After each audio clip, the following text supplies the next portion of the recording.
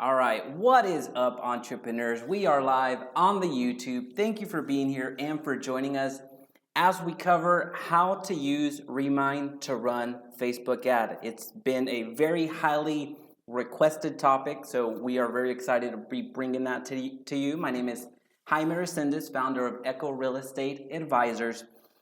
On this channel, what you're going to find is everything tailored to real estate and everything tailored to entrepreneurs. So you are in the right place. And as you're hopping on, please let me know you're here by commenting your city and state. Again, just city and state is all I need. Certainly no physical addresses or anything else like that. City and state is more than enough. It's going to help me in 3 ways. So first, it's going to help me tailor the conversation to you. Second, it's going to open networking opportunities among the chat. So if you're seeing that you're from the same city and the same state, that's going to help with networking. So you can certainly get together for coffee or brainstorm and just keep the conversation going. So certainly want to do my part to open networking opportunities for you. And lastly, this is going to help me confirm that the microphone is working. So as you're hopping on, please let me know you're here. City and state is going to help. I do need to check the mic real quick to give us time to get everybody over here. I know we're used to Facebook Lives, and I know that I created a Facebook event over there, but the live stream is here. So there may be some lost souls looking for the actual live stream over on Facebook. So they're lost. The stream is here. So as you're coming on, please comment in the chat, city and state. So I know that you can hear me. Let me just check the mic real quick.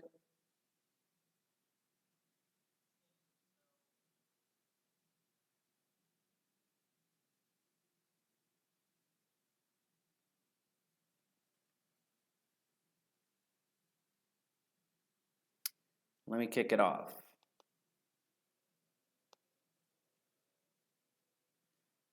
All right, can you see that chat? Are you able to put city and state or anything will do at this point? Just I want to make sure that you can hear loud and clear and that I'm not missing anything. When I go live, I fluctuate between Facebook and YouTube, and sometimes when I'm streaming, I don't make the appropriate connection on the streaming device. So comment city and state, please, as you're coming online.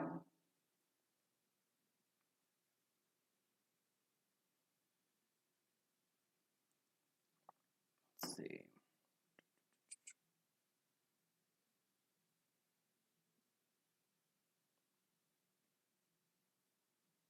All right, can you hear me?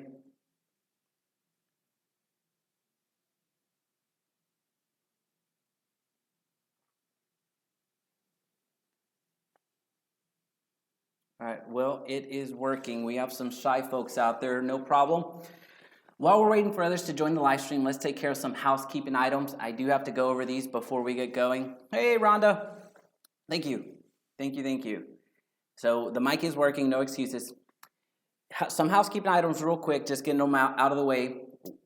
On this channel, we go live every single Monday at 6 p.m. Central. I know we're on a Tuesday, but that's because this is part of our Thanksgiving series, so we wanted to fit in as many live streams as we could before we break for holiday. So that's why we're doing it on Tuesday. But every Monday, you're going to be getting a live stream covering a very relevant topic. So be on the lookout for that. Our goal is to keep the live streams under 45 minutes. So ask your questions as we go. Now, with that being said, this is a very meaty topic, and this topic is we're gonna be racing through this, but we're gonna be thorough enough to where you actually get value from it. Okay. Now, with that being said, we're gonna go past 45 minutes, so it's gonna probably be over an hour. There's a lot of things we need to cover today, so just wanna be out front with you and set an appropriate expectation, but we're gonna be thorough. At the same time, we're gonna keep it moving. Ask your questions as we go. We're gonna try to carve out some time at the end of the live stream for some Q&A, just whatever comes up in the chat, or I couldn't get to the chat. I'm gonna be looking at this screen over here for questions as they come up, and I'll try to answer them as we go. while we're making the transition from Remine to Facebook, there's going to be a natural pause that I'm going to be able to field a lot of questions that way. So you'll have some opportunities as we go. When you find value today, I invite you to subscribe and turn on the notification bell so you don't miss a video or live stream. And lastly, just a legal disclaimer, follow your state regs. This is I'm in Texas, so all the states are a little bit different, so whatever works in Texas may not necessarily work in Georgia or wherever you may be. So just giving you that little heads up, this certainly doesn't trump any state regs that you may adhere to. So the benefit that you get today is that I am a realtor as well. So I do know a good amount of the regulations of what you can and can't do. So chances are you won't be getting into trouble just following what we're going to be doing today. So there is that. Great. We just needed to get those out of the way. Again, as questions come up, please throw them over in the chat. We're about to begin. How to use Remine to run Facebook ads. So that's today's live stream. Our objective is to run a Facebook ad using Remine data. So the structure of the live stream today is we're going to cover the basics here in the doc that you're seeing. So we're going to be here for a couple of minutes. We're not going to spend too much time. I just want to set the appropriate framework and expectations as you're navigating through the live stream so you're not lost, and you can bookmark as we go. Once the recording goes up, you're able to go to the part that is most relevant to you after having gone through the live stream. Then we're going to go and screen share on the Remine platform. I already have the tabs open so we don't spend too much time searching for them. And lastly, we're going to get the information from Remine over to a Facebook ad. So again, at the end of this live stream, our goal is to have a functioning ad. So you see everything from beginning to end. You see exactly where we're pressing, why we're pressing, methodology behind it, and we're going to finish with an ad. So that's pretty cool. Resources you're going to need for today's live stream or down the road. You're going to need Remine, of course. That's very important in this live stream.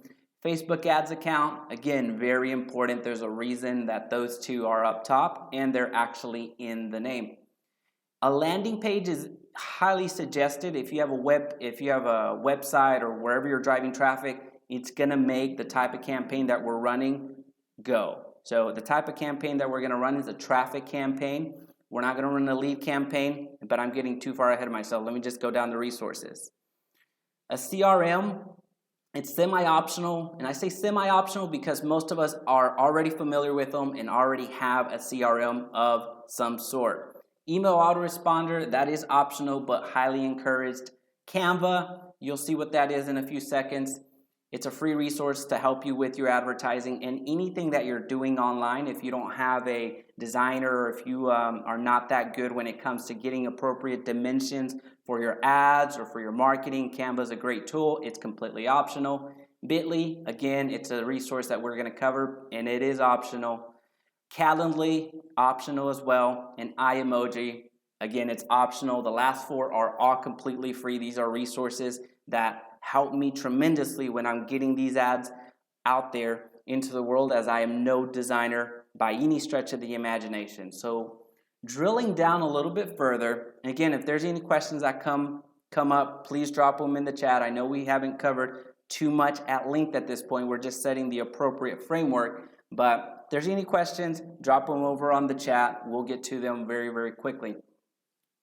We're going to jump over to Remine. We're going to log in and we're going to go through the filters. We're going to go very transactionally. We're going to do the 5-nickel tour and go over the filters, and then we're going to actually highlight the information that we want. We're going to extract the data, and then we're going to clean it up just a little bit.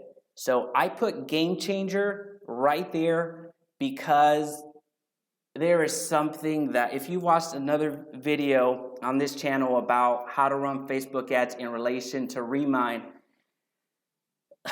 something happened as of 10 days ago that made running ads with Remine an absolute game changer. And I won't be able to stress this enough. It is lights out at this point. So I'm very excited to share that with you. And I was very excited to actually learn about that just yesterday. And I'll go a little bit more into that. But the data cleanup and the game changer that comes with it is just incredible. So be on the lookout for that. We're going to jump over to Facebook and I'm going to create the custom audience to make this entire thing work. Then we're going to go over to the ads manager and actually run the traffic ad. Again, that's a type of campaign. If you've never run a Facebook ad, don't worry. We're going to get you from beginning to end. If you had no knowledge or any understanding of Facebook or no knowledge or any understanding of Remine, by the end of this live stream, you're going to be an expert. You're going to be beyond a lot of other people out there. So look forward to that. All right, so any questions up until now? I don't see any. So that's good. Well, good or bad. We'll see how that goes. This is how I get access to Remine. Okay, now, if you're part of the Metro Tex Association, this is very similar to you. I'm in the DFW area, so chances are if you're in DFW, this is very common to you. So I don't know how to log into Remine any other way, so we're going to just log in. Again, I'm being very intentional to start from the very beginning. If there at any point you're lost, let me know in the chat and I'll try to catch you up, but we're going to be moving fast. Okay. Let's do a little bit of a nickel tour real quick. At the top bar, you're going to see search. You're going to start with a basic search. It's going to look like a map, very similar to your Google Maps. You can drill down manually by double clicking or going over here and drilling down a little bit further. So as you go at the top, you can search by places. I don't believe you can actually search by the actual city. I think neighborhoods and zips, well, it says it right there. The zip is typically what I do when I want to drill down into my specific area. But that's where you would go to drill down and find people, find places, find neighborhoods, and get a little bit more microscopic. So drill down very quickly. Up here, discover is what you're seeing here, which essentially is the map feature in the search. Tracking is once we put properties over to being tracked, this is where you're going to find them. And if you're sending mailers, if you're sending mailers or downloading data, you're familiar with this tracking feature. Right now, there shouldn't be anything over here as I cleaned it out for this live stream. And then the engage is it takes any change from your tracked properties and provides a synopsis. So it provides you notifications of what happened to the properties that you're actually tracking. And then you have the chat for support. You have chat for support down here as well. So we're not going to get into too much of that. Again, I just want to provide the basics. And Remine has a good amount of information already, well, when you onboard. And also they have some videos out there that are very beneficial. Again, this is just a very overview to give you, we'll give you that, an overview. This bar, I have received a few questions when I shared the two-story strategy with the group of, hey, where do I actually go to see if the property is 2 stories or 1 property? And it's right here. So this takes physical characteristics of the property into consideration. So you're talking about number of floors, they have a garage, the lot size, year built, square footage, beds and baths. This attacks all aspects or a lot of the aspects specific to the property. So again, it's specific to the property. And then on the left-hand side, we're going to go through them very, very quickly. But again, there's a lot of other videos on that. My goal today is to get you to the finish line of a Facebook ad. My goal is to not point and read off things to you. I think there's other videos for that. That's not what this live stream is about. My goal today is to provide as much value to you as possible. But the objective, again, is to have a finished ad. All right, so we're going to drill down just to see what they look like as we navigate the navigation bar over here. One more should do. All right, so as you may or may not know, each blue dot means a property. Very straightforward. It is it's pretty darn cool. Every single map, every single lot, every single, whether it's commercial or land or residential or land altogether, it highlights it. So that's incredibly beneficial. On the left-hand side, you're going to have tracking. Right now, we're not tracking any of them, so there's no benefit to us doing that. If you click here, the MLS is going to show you which properties are on the MLS. Again, not relevant for what we're going to do today. Airbnb is going to show you properties that are being presently Airbnb'd out. So that may be something that your buyers may want to know if they're buying next to a property that's being Airbnb'd out, or if buyers want to actually do that, they get to see which properties are actually doing it right now, so they get the market rate. Then the last sales price, we're not going to deal with that in our data pool today, but it's important as well. The mortgage rate we're not going to look at today because I like to do the mortgage rate when I have a lender. So essentially a mortgage rate is, I'm playing more of the angle. If they have over 6% of a rate, then I like to go in with the lender and have a partnership to advertise specifically to that pain point. So keep in mind, we have a lot of data that we're going to be able to transfer over to Facebook. We're creating an audience of our perfect audience. We're creating our perfect avatar. So we can get so drilled down to know what mortgage rate they have and speak specifically to that pain point. And the people that are receiving that message or receiving that ad are going to see that serendipitous, or they're going to see you as the most fantastic marketer that they're going to have no idea what to do with you, which is a good thing to have, or a good problem to have, I suppose. Ownership time. For this data pool, we're gonna use that feature.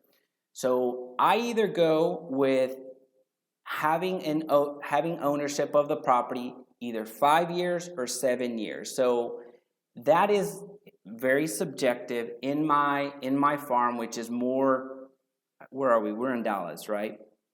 My farm is a little bit west of Dallas. Right now for this demo, we're going to stay in Dallas as it has a lot of the characteristics that we're looking for. And besides, I've already done a video on the other market, so I don't want to double dip. So ownership time, I like to do 5 years or 7 years. And the reason I go with 7 years is because on average, that is how long people stay in my market. So that's a good homework assignment for you, identifying how long people are staying in your market. I don't necessarily know what the national average, but it doesn't matter to me. I like being a little bit more local anyway. So for today's data pool, I'm going to go with the minimum ownership time of 5 years. And by doing this, I discount a few other filters that you may be using right now. And one of them being the mortgage age. I know that we look at the mortgage age quite a bit when we're sending mailers. I see that quite a bit in the Remine community group. If you're not a member of the Remine community group, I highly encourage you to jump over there after the live stream and join. It is, I'll do a plug right now. It is by far one of the most engaged, one of the most collaborative groups that I have seen and that I am a part of. So right now, I did a count about 3 weeks ago. I'm in over 80 Facebook groups related to real estate. So that's a lot. I'm not engaged in all of them. I would say I'm engaged in quite a few of them. But as far as engaged and as far as collaborative, as far as knowledge, that group is phenomenal. It's been growing quite rapidly as the product is being more and more adapted across the country as it goes into as many, I don't know how many MLSs they're in right now, but Remine is seeing a incredible growth. So go over and check out that community group. I think it's actually called the Remine community group. I think that's actually the word, but it'll be in the description below. Go over and join it. Chances are if you're here, you actually came from there. So go and join it. It's going to help you. And it's going to help you not only learn Remine, but it's going to help you learn real estate and how to market for leads. So there's that plug. So the mortgage age, I don't take into too much consideration, and that's because I'm more interested in ownership time. I'm more interested if somebody's been in that area for 5 years or 7 years. I just don't think that they're gonna take too much consideration in the mortgage age or the home equity that they have. If I'm sending direct mailers, then yes, I would tack these on and actually send direct mailers, because that would provide a more narrow search. But for our purposes today, we want to be as expansive as possible because we want Facebook to find those profiles, and it's not going to cost us that much more to advertise to them. When you're sending direct mailers, you're talking at least $1 a pop. So that is a bit more expensive. So the more that you add, the more properties that you add, then it's a bit more, well, clearly it's more expensive. So for today's data pool, we're not going to mess too much with mortgage age, which takes into account refinancing. And for today's pool, we are going to focus on the property value. So we're crafting our ideal avatar. Again, we have that technology. The technology exists. You're looking at it right now. And we're going to look at properties that are above $500,000. So we're going to do a minimum. Remember, if you want at least $500,000 and above, or if your market is $250,000 and above, leave the max value or the field blank. Don't put ranges unless that's the specific range you want to be in. So that is a little tip right there. We're going to apply that filter. So no, we have two filters right now. One filter is ownership time, the other filter is property value. And then we get into home equity. We can add home equity on this data pool, and I'll put $250,000 just so you see it. And we're going to apply a lot more drill down information. So it didn't wipe out too many, as you'll see up here on the 2000K results. If we X that out, it took out 100. So it's worth it to add the home equity at this time. Actually, we can up it. Let's just say I want somebody that has at least $400,000 in home equity.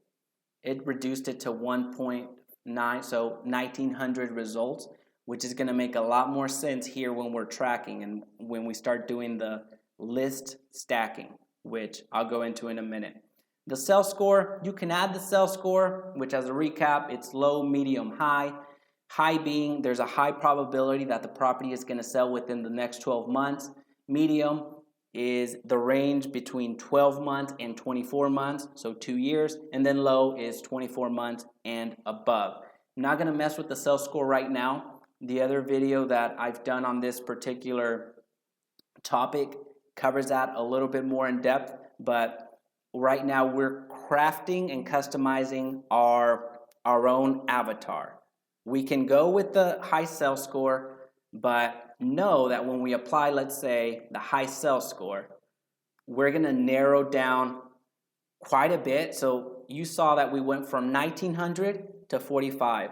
Now, I would send direct mail to these people, but I don't want to limit myself to just 45 results when I'm jumping over to Facebook. And we'll get into that as we're cleaning up our data. But for our purposes, we're crafting our perfect avatar, and you're going to see how we list stack so we can provide Facebook a working avatar, well, an avatar that's going to work for us. All right, let me take that filter out. All right, land use.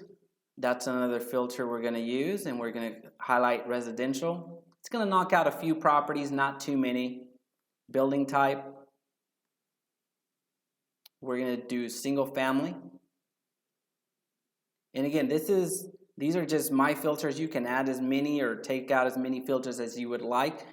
For this demonstration, I want to keep as many results as possible because I want to show you what list stacking is. Flood zone, I'm not too concerned about. And I want people that are owners.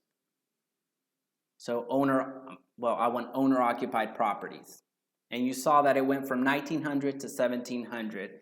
Now, with these filters, you see that this isn't a $500,000 home in Texas and in the Metroplex is a sizable home. So this isn't a pretty well-off neighborhood.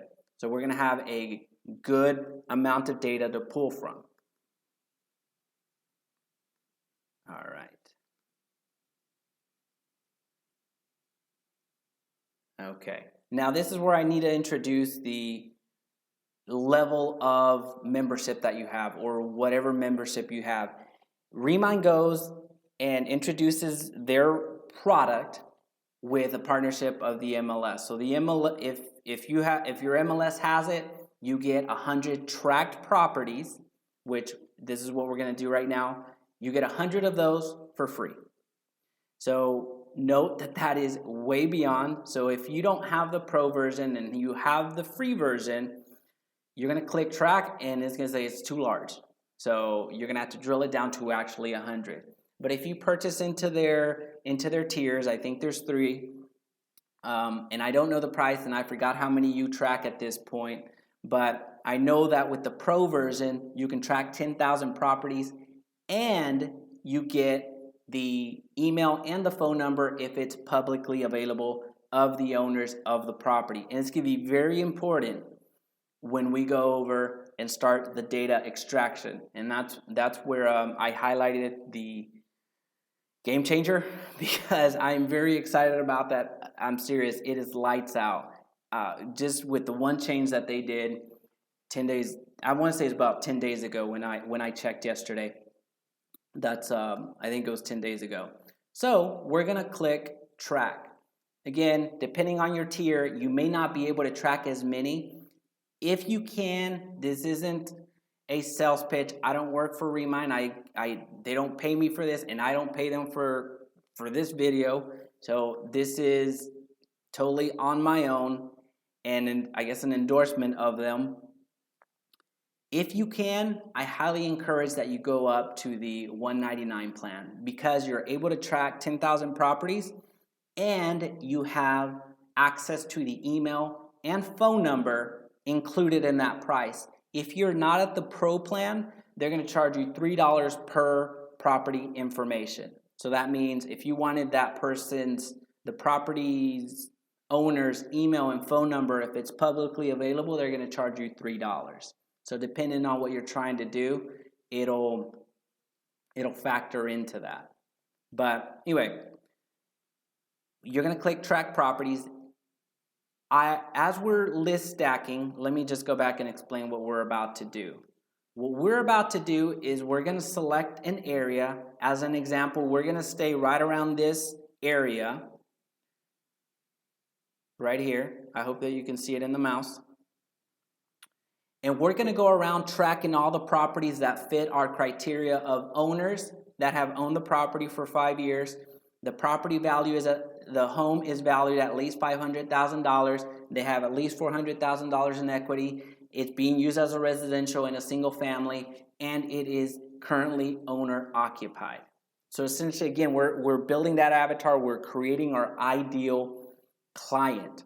And what we're about to do is we're going to navigate that little area that I just mentioned, and we're going to stack everything to where you're going to see me get very close to 10,000 properties tracked. The more that you can track, the more profiles that you're going to be able to find on Facebook. So if you're trying to just do, let's just say this neighborhood, I'm not going to encourage that you even spend time doing this.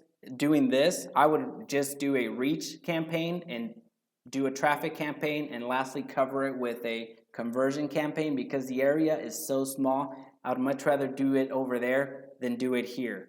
What I'm doing here is going into a broader range. I want Remine to give me all of these qualified, in my mind, qualified potential clients that I can match up on Facebook and directly market to them. That's what I'm asking for. And I'm going to be covering this area and tracking them. You're going to see me get close to 10,000 properties.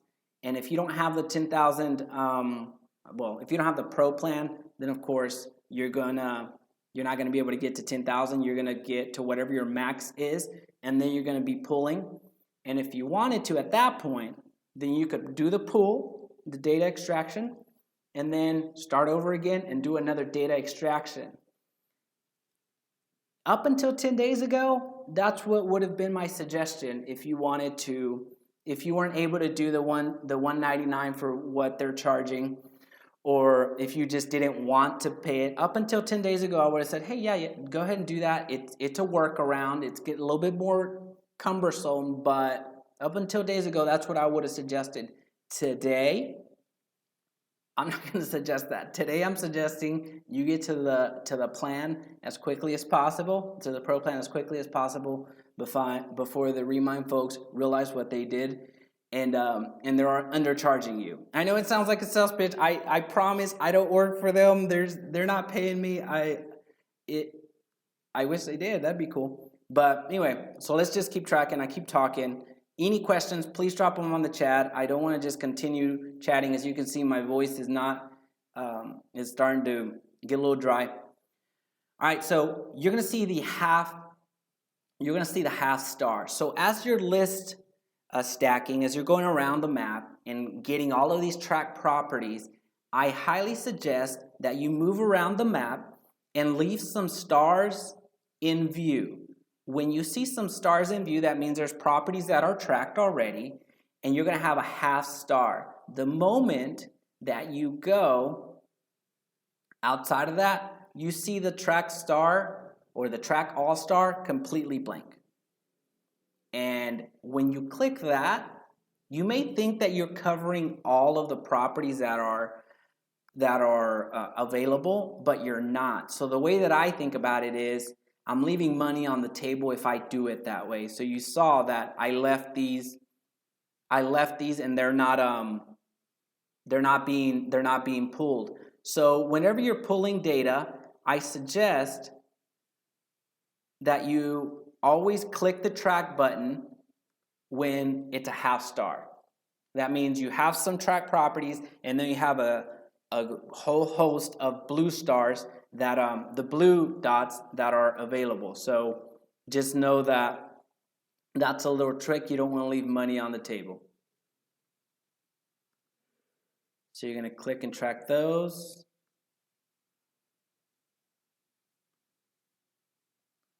You're going to click and track those. And you see the results that you're adding. You see the amount that you're adding to your track list. And we're going to go over here and then do the data pool. There's 168 more.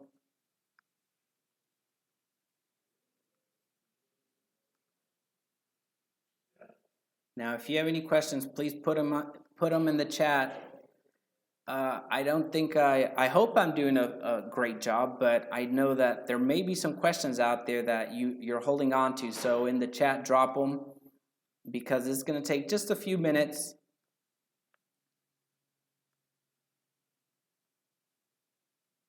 And then we're going to go and pull the data.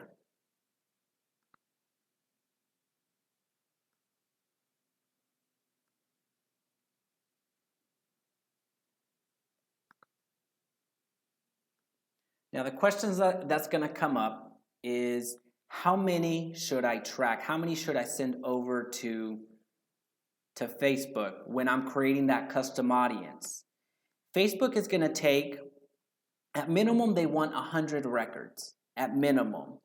And you can actually go lower than that. I have done a few tests that I've submitted 75 of my personal contacts, provided email and phone number, so they were able to find them, and Facebook accepted it because there was such level of detail, and there was enough details, enough data points that they could actually match up the profile, so they didn't have a bunch of unfoundable or unfindable, I don't think that's a word, in their database, so they accepted the 75. But I would suggest that you at least track 1,000 and go over and create a custom audience. Again, it depending on the plan that you have, the more that you can track, the more that you can input to Facebook, the better for you, which means there's going to be more opportunities for Facebook to match those to the custom audience that you're creating.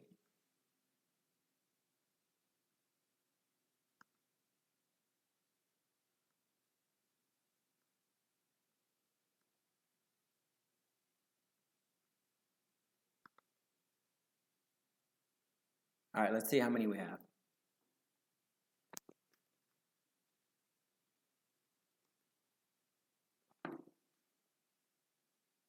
All right, we have about 4,000 results. So for our purposes, and you'll see them over here, for our purposes, we're going to count that as good. For our purposes, we're going to pull that data. We're going to click Select All. And this is, if you're doing direct mail, you print off the mailing labels here. They have to be Avery labels, so there's 3 options. We have a question real quick. If you already have tracked properties, do you set up the label first before tracking those? If you already have tracked properties, do you set up a label first? I don't do too much with labels, and that's a very good point, Rhonda. If you have tracked properties, what I'm going to suggest to you, if you're going to deploy this strategy, I'm going to suggest that you pull that and store it. If you have your 300 properties that you are already tracking, I'm going to suggest that you download that CSV and then do this type of strategy.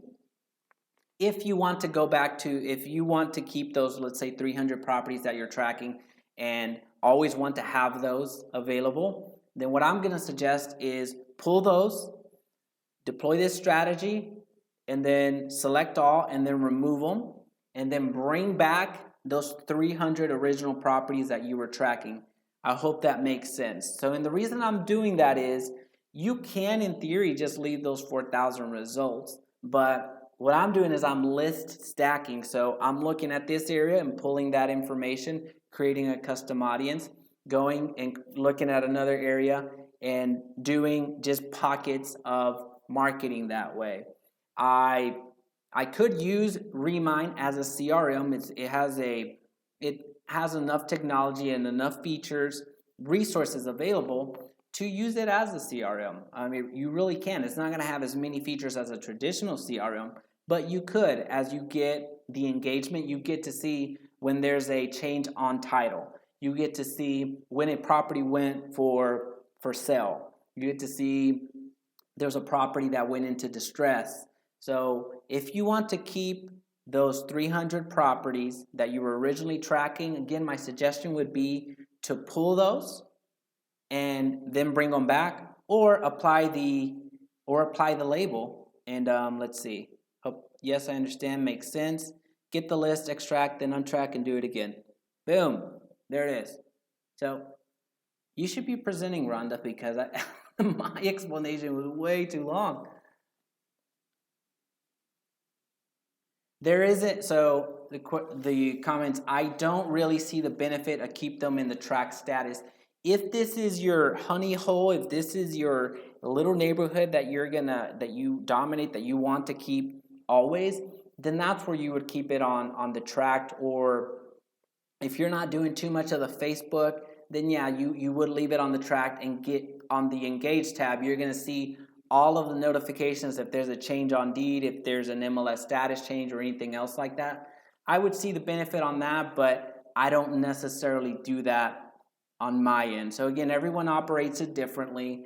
You see the strategy that I deploy for Facebook, and that's what I'm showing you. And check that one out. Equity 1.3. I would love that listing. All right. Now what we're going to do is we are going to download the CSV. I'm going to put demo, North Dow, 5-year, 500K asking price. And I'm going to run out of characters real quick. equity. Yeah. All right. Since we have about 4,000 records, it's going to take a little bit to get the information. Not too long, but this is the natural break that we can use.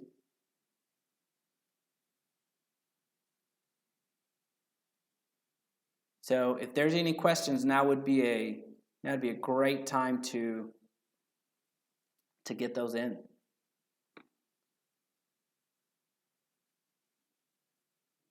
Let's see.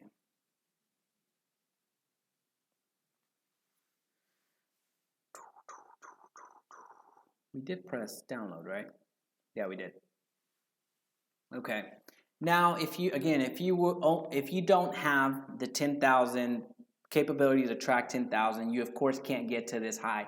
I want to say that the highest or the next tier down is 2,500 track properties. I want to say that's the case. If I'm incorrect, please call me out on it or go directly to the Remine website to get that information. But you can do this and go over to Excel and start adding them up. But again, up until 10 days ago, I would have suggested, hey, just do that workaround and it's going to work just fine. But today, my suggestion is not to do that. My suggestion is get to the Pro, because if you go and watch the other video, I think I even reference it. The moment that Remine included these two other fields within the data pool, it would be lights out. I think I even referenced it in the other video. So that day has come. That day ago was 10 days ago. So I'm very excited. If this doesn't pull up quickly, then I'm gonna use an old file to show you. But it's a game changer. It really is, and I'm not just trying to give the lead away or just build a suspense or get the teaser going. It really is that important, because again, you're crafting your avatar, you're crafting your perfect avatar, and you're delivering the audience straight to Facebook, and you're telling it, hey, go out and find these properties. Go out and find these owners. I'm giving them to you right here. I'm giving you the first name, the last name, the city, the state, the zip, and then these other two characters, these other two fields, the email and the phone number. I'll go ahead and give it away. That's essentially it. But I'm giving you all of these characters, data points, I want you to go find them, and then I want you to run this ad specifically to them. That is crazy. Yeah, Rhonda, I think you do as well. And I kind of gave the lead away. It's just taking a little bit too much. I'm excited. I really am. Again, it's something that I learned yesterday. And the reason it took me that long to learn it was I did the data pool, I did the list stacking, and I went and created my perfect, or what I thought was my little perfect farm. I uploaded to Facebook, and then I just started retargeting, conversion ads, all this other fun stuff. We won't get into conversion ads today. That's a little bit beyond the scope of where we're going to get to today. We're going to keep it simple so people don't get too lost, people don't get too overwhelmed because of the capabilities. So there's a notification bell, which, if you haven't subscribed, the button's right here somewhere, and hit that notification bell. All right. Now, you're going to go to the little notification bell. You're going to click on the demo. Right? So Rhonda says, I noticed it on a recent download and didn't believe it. Had the phone and emails. Yay. So up until then, I would do some other ads, and I would actually pay somebody $10 an hour to get that information. And then also, just to make it a little bit cheaper, I got a VA to go and get that information for every single record, or as many records as I could. Not every single record that was available. It was taking too long. It cost me too much money. All right, so this is what you're going to see, and this is where the cleanup is very important. We're going to spend a good amount of time here because I want you to understand the strategy, and I also want you to understand what you need to do to make this really work. There is a very tedious, long way to do it, and then there is a very simplistic, and you're gonna get the I guess the fast tour. You're gonna get the way to do it. Since I have known Remine, which was, I found it earlier this year, since I have known Remine, there's been 3 variations of data pool. And when I say data pool, I mean this Excel sheet, this CSV file. There's been 3 variations. There's been the first variation, or the first version, that had the property address, the city, the state, the zip, sales score, and you didn't have this. Then you had absentee, mailing address, city, and then onward. So that was the first variation, and up until a few months ago, that was the only way that you could pull data. Using that specific data, you were able to input 5 different data points into Facebook that Facebook would recognize and go out and find your profiles and match them up. That was the first name, the last name, the city, the state, and the zip. Those were the 5 that you could match up on Facebook in the custom audience, and it would go out and find those. Now, it would be successful. It would go out and find a good amount of owners, but the number one thing that you can, or the number one data point that you can present to Facebook so it can be very successful in finding those profiles is the email. That's the number one thing that you can provide to Facebook in the custom audience so it has success in going and finding these profiles. The second, which is a very close second, is the phone number. So what you're able to do now in the third variation, I know we skipped over the second variation or the second version. In this third version of the data pool, you can provide those 2 additional fields that are the most important for the Facebook custom audience to work. So whereas before, to give you a number, there's no way for me to know this, but before, when you would input the information, those 5 data points of the first name, the last name, the city, the state, and the zip, you would send those you would upload those into your Facebook custom audience, and you would be successful, let's say 20 to 50% of the time, it would find some people. And I get there's no way for me to know that. It was just, and I should have probably done that homework and gone and looked at the previous ads, but it would be successful, but it wouldn't be as successful. But now that you're able to include the email and the phone number, the 2 most important variables to Facebook, the 2 most important data points to Facebook, lights out, hands down. I firmly believe it, and I'm going to be doing case study after case study to prove it to you. It's just incredible. I skipped over the second version just for the sake of completeness and want to close that loop. The second version of a data pool was you would get the bathroom, beds, total square foot, and lot size along with equity and property value. These data points came out in the second version of the data pool. And then the third version, which is what I keep alluding to, is right over here. And after this live stream is over, I really do need to blur these out. All right. I keep alluding to the email and the phone number. Now on the left-hand side, you're going to see the owner emails. And then on the right-hand side, you're going to see the owner phone numbers. Now, right off the bat, you see something that you may think is problematic. Right off the bat, you see that in the email column, there's some records that have 2 emails. It's a little bit problematic, but I'll show you here how to do a quick cleanup.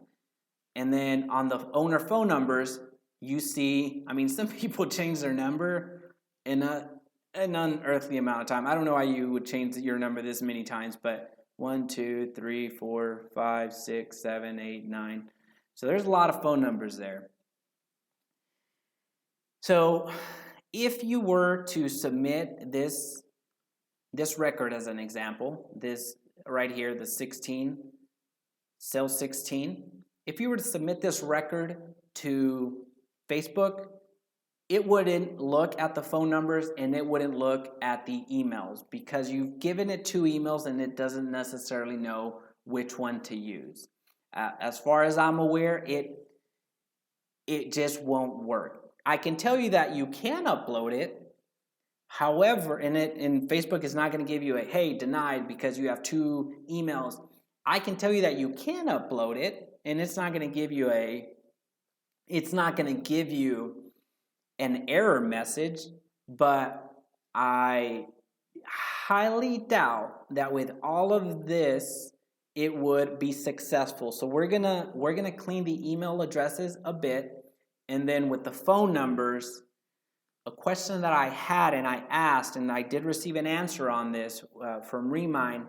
There is no chronological order on the phone numbers. So as an example, if this number right here was the most recent one, it's not prioritized. It's not recorded on the first as the first field or in succession. So it's not listed in chronological order. So in theory, this individual, that number could have been from 10 years ago. That number may have been from 8 years ago, and this one would have been 30 years ago, just as an example. And then the actual working number is this number. So that is problematic. And what I can tell you is we're going to clean up the emails, and whatever we do on the emails, you can do on the phone numbers. However, I would not recommend spending that much time on them because you've already got all of this data, you've already pulled all this information. I don't want you to get bogged down cleaning up everything because it's a lot to clean up and I don't want you to get frustrated. I want you to present the information into Facebook and create the custom audience and get working. So, to give you a very quick and dirty way to clean up the phone numbers, we'll start here and then we'll go over to the email addresses. What you're gonna wanna do is copy this and then insert copied cells.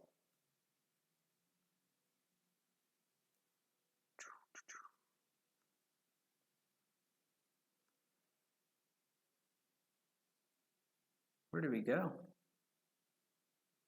All right, let me delete that because it's not what I wanted to do. All right, we're gonna right click and we're gonna copy. Actually, no, we're gonna create the column first. So we're gonna do insert, there we go. Let me put this in view, okay. Then we're gonna put Facebook phone.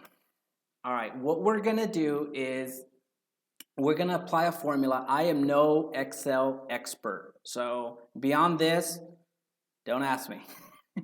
What we're gonna do here, to pull these characters, to pull the first number, we know that not all of the phone numbers that we have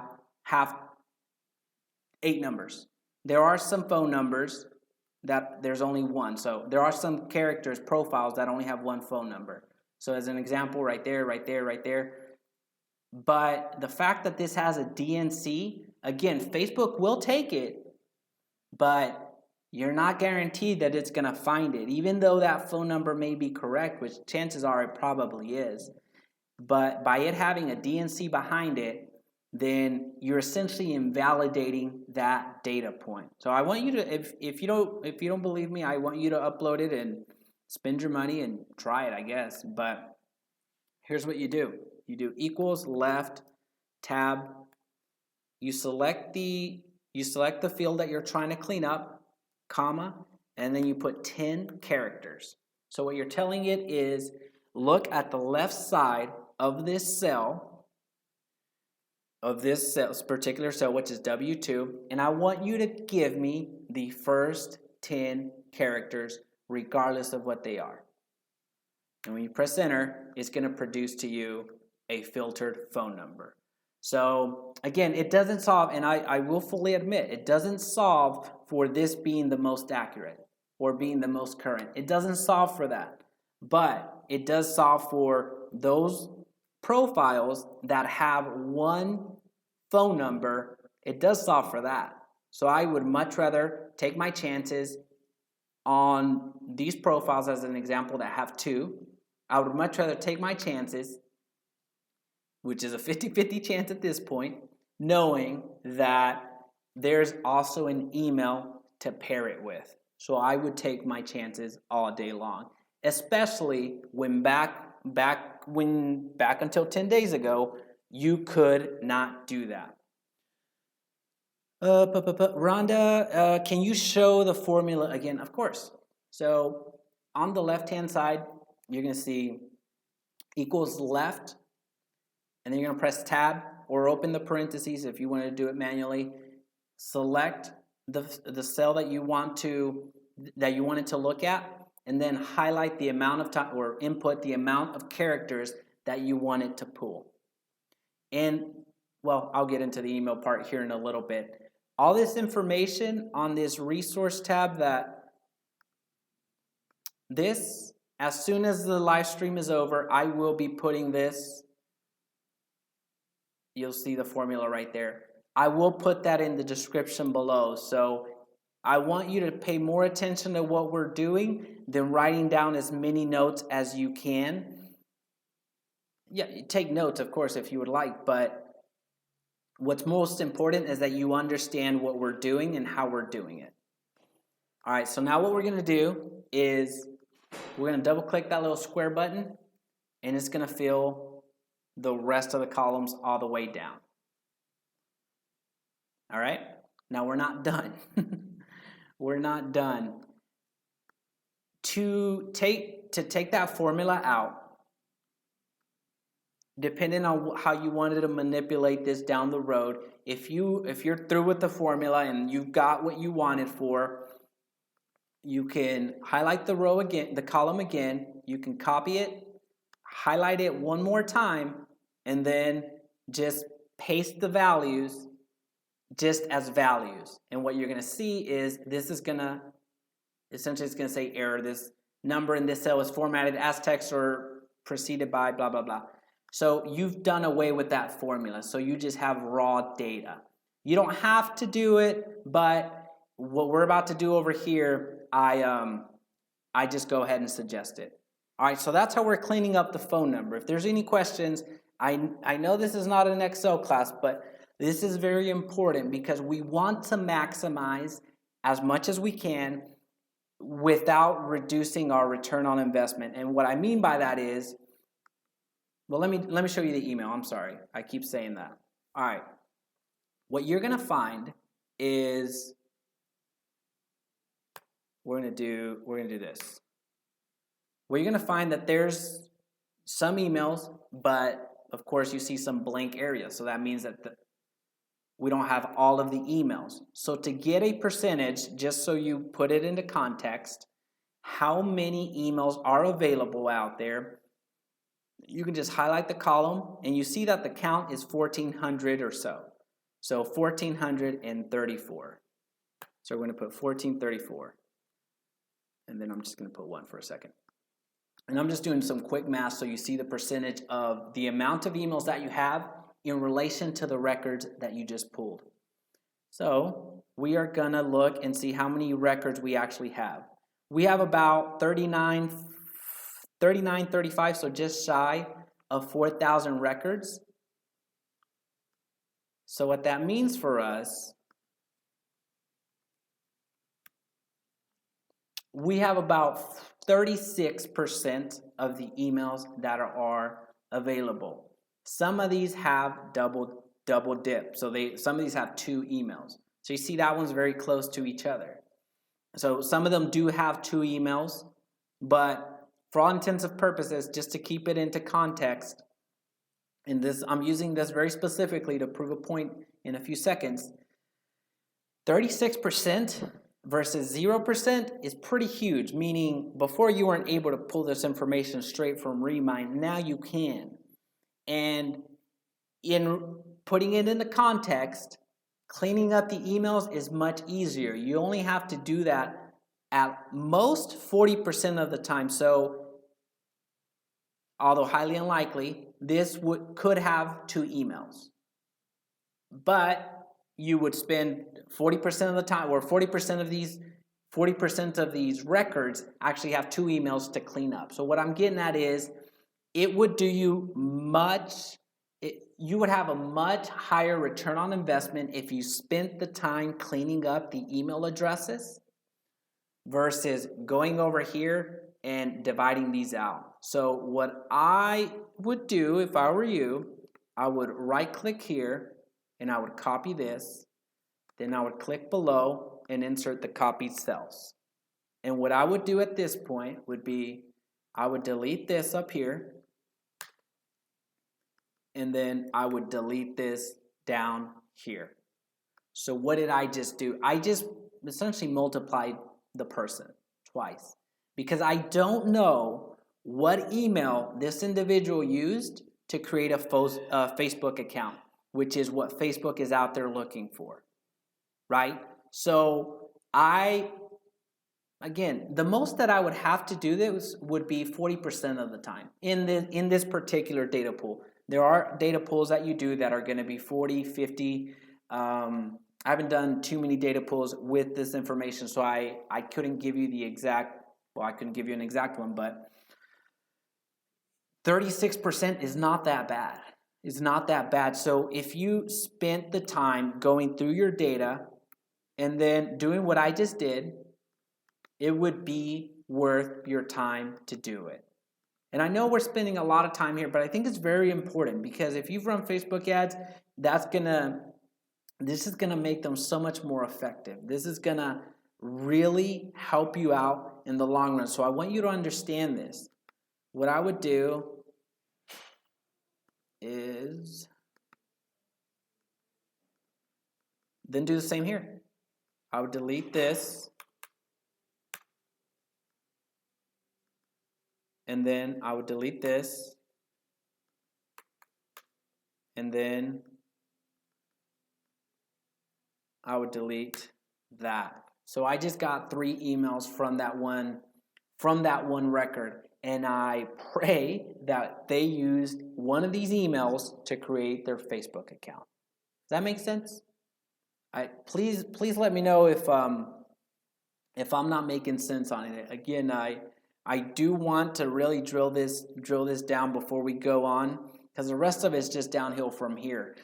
This is very important because it's just going to maximize the exposure that you have, and this is readily available for you, so use it.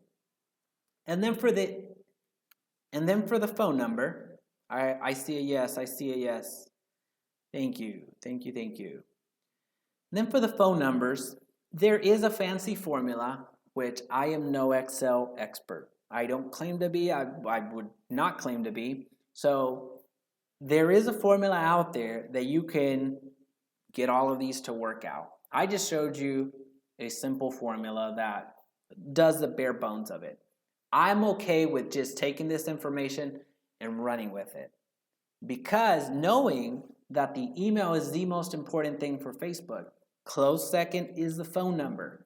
For me, the return on investment on my time, for the return on investment on my time, I would not go and then create 3 additional records per account. Essentially, it would be 9. I think if I did my math right, it would be 9 different lines with that same record. That is not worth my time. I would much rather just take all of this information and not even do this email, dump it over into Facebook, and then retarget, because I have that capability and it's easy for me. I would much rather spend my time over there, spend a little bit more money, but I can drill down very quickly. So the return on investment for me, you may see it different. Maybe you do want to go and create 3 different per account. So you would copy this and then just use this variation with that, and then this phone number with that one, and then this phone number with that one, and then you would do the same thing here. So you have 9 profiles, hoping that you matched it. I wouldn't do that if I were you. I'm giving you that information because it's possible, but I wouldn't do that if I were you. I would spend the time going through here, looking for my double emails. See, we're already at 100, right? And then we would do that with these two. We scroll down. Oh, there's another one.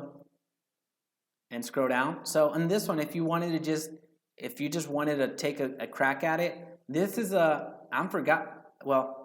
Facebook doesn't allow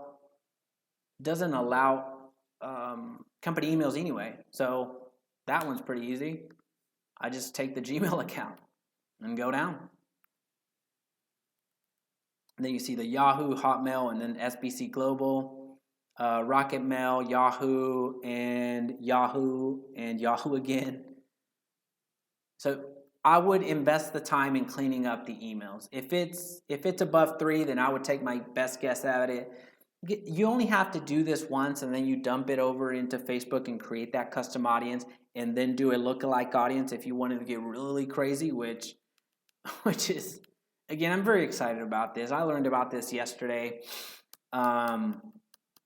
It's a game changer. I don't know if I missed an update, or I'm typically good with keeping up with changes in Remine, or if they did or did not send something out, but this is lights out, guys. This is, guys and gals, I use guys as both. So this is game-changing stuff. I don't think I'm conveying. Maybe it's too late in the day to have this much, or have much energy to really convey what this will do for your ads. All right, so anyway, I think we spent enough time there, or more than we should have. And then just to do the math real quick, we saw that we got about 36% of the email. So of these records, 36% produced in email, which is, I'm happy. I'm okay with that. Now, we look at phone numbers. It looks like there's a considerable amount more. So I'm going to highlight that. There is about 32, 36. So I want to see what percentage. 82%. So you cold callers out there, well, you got to respect the do not call. That's what DNC means. But it doesn't necessarily mean anything about Facebook ads. It's 82%. So if you wanted to go and do that, again, that's up to you. If you want to go and bifurcate these and maximize your exposure, again, for me, it's not worth it. It's not worth it for me. But for you, you know how to run your business. I'm just giving you the information. All right, so I think we saw that on email, 36% have an email in this data pool. I got to make sure that you understand that. In this data pool, and then over here we have 82% of phone numbers, and way more than that. All right, we're done there.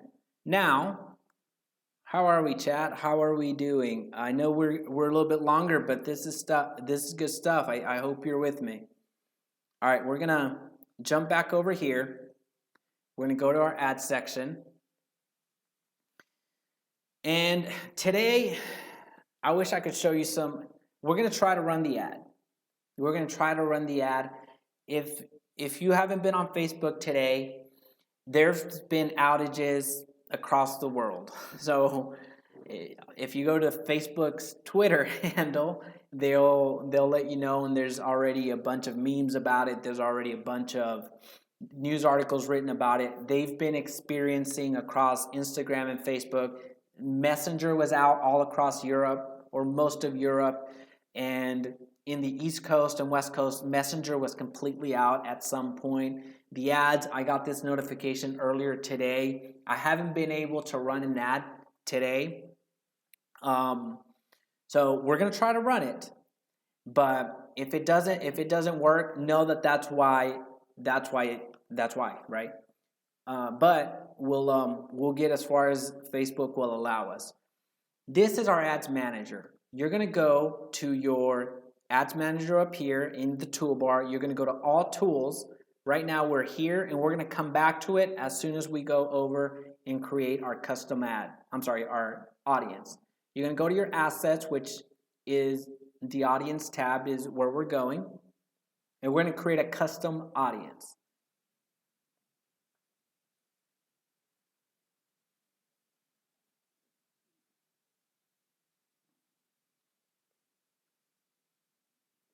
See, it's running so slow. I'm sorry. All right. We're going to click on Create Audience. We're going to go to Custom Audience.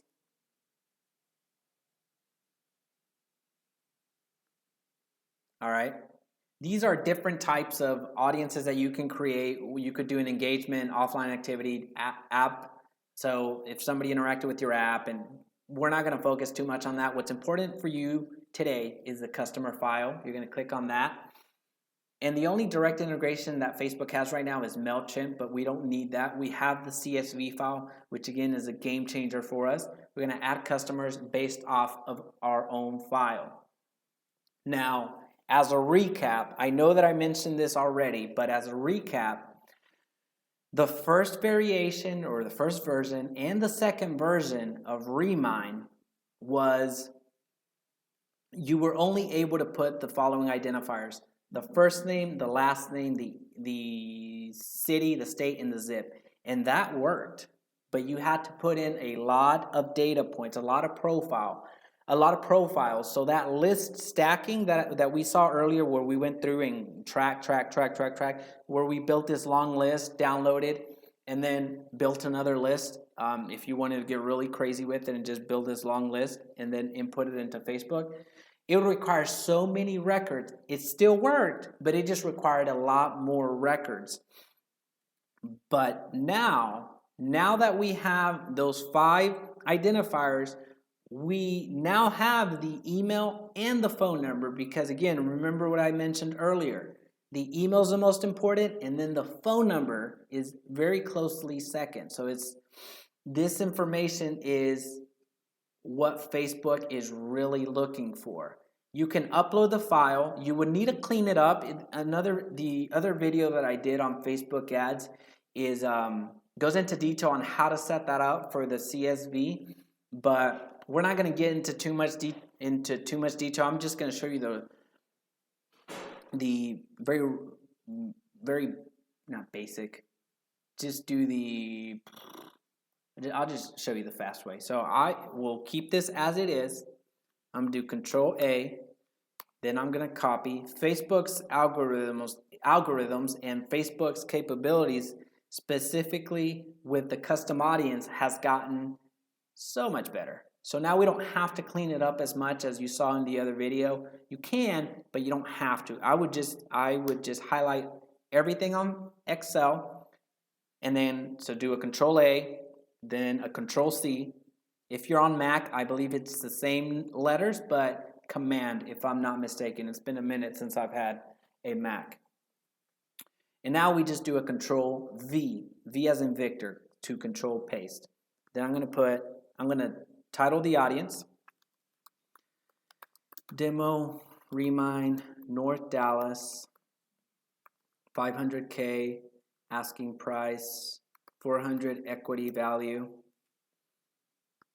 And then, oh, sorry, I almost missed it. You have to select where you got this information. If you got it directly from your customers, or if you got it in a combination of customers and partners, or if you just got it from partners. So I do want you to highlight as it is. You got it from partners, so you're going to do that. You're going to go to next.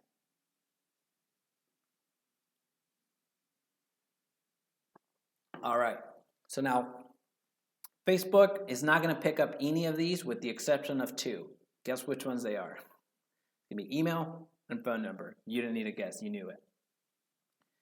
But now we need to match them up. The default, if Facebook can't find it, is going to be do not upload. So again, the 5 identifiers, just so you know it. I know I keep repeating myself, but repetition is the mother of skill. I want to make sure that you get this. City, state, zip, first name, last name. Last name, first name, zip, state, city. Boom, there you go, right? Got that. Anyway, so property address, they're not going to be able to match that up. They don't get that molecular. The city, I know we can put that identifier in. State, I know we can put that identifier in.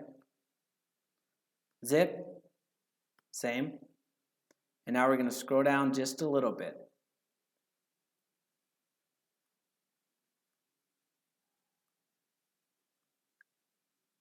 Now don't get tripped up here. The first field that you're going to see in your CSV is going to be the owner name, but it's full name. It's not the first column is the entire full name. The next column will be your first name and then the initial and then the last name. So that'll trip up a lot of people, so don't do that. First name, you skip that, and last name, and see how it found these. Now be sure that it's pulling that raw data. That's why I labeled it Facebook phone. Again, if I were, well, it's not going to show it now. If I were to change this phone number and just put do not upload and then highlight phone number, it would take it. And you saw that I didn't go through and cleaned up all of the emails. So at the end of the day, this is a demo. I'm not going to run this in its true form. I would actually take the time and clean it up, the emails. But it will accept it, and test it and let me know if you saw different results, but I suggest that you take the time to clean your emails up. The phone number, I would just pull that first number and take my chances with it, because I see it, the return on investment, the more time that I have to spend trying to clean all that up, it's not something that I'm willing to spend a couple of days on. So just being flat out honest with you. If you want to spend that time, great. Or if you have somebody that helps you around the office, fantastic. That's a great intern. That's a great intern project. And so there he goes. Something else that I wanted to highlight is whatever you saw on the first owner, you can do on the second owner as well. So let's go back to the Excel sheet. I didn't cover that. But if you keep going, and this is the first time that you've pulled information from Remine, you get the owner's information and then you get the second owner's information. However, you're not always going to have a second owner. So let's do that since we're doing math already. Oh no. 24. I don't remember, but I think it was something like this. 60%, 61% of the time you have a second owner. So I'm going to leave that up to your discretion if you want to clean it up. And then what I would do at this point would be I would bifurcate those as well and present a completely different record so as not to confuse Facebook. So I would put the first owner, and if it had multiple emails, then I would bifurcate those. And then I would copy those as well, and then just include the second owner as well as a completely new record. So essentially it's two people. Remine's giving you the owners for two owners, if it has two owners, for the property. But what you're presenting to Facebook is not a property. What you're presenting to Facebook and the custom audience is a person. So get two records is what I would suggest. All right, we have a few questions. Does Facebook have to match all of the fields to grab the profile? In other words, if it finds all the other data points, but the phone number does not match, does it say that not a match? Facebook won't tell you how many were successful or how many weren't. It's going to prioritize. So if it sees a conflict, if it has the email, it's going to take that first. It's going to take phone number. And if there's incongruencies, I genuinely can't tell you what they do with it. But I do know that they are prioritized.